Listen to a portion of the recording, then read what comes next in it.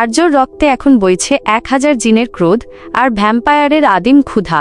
নীলগঞ্জ গ্রামের সেই ছোট্ট শিশুটি এখন এক ভয়ঙ্কর শক্তির অধিকারী। কিন্তু এই অজেয় শক্তি কি তাকে তার হারিয়ে যাওয়া পরিবার আর মায়াপরীকে ফিরিয়ে দিতে পারবে, নাকি আধুনিক জগতের অন্ধকার শক্তির জালে আটকা পড়বে আর্যর ভাগ্য?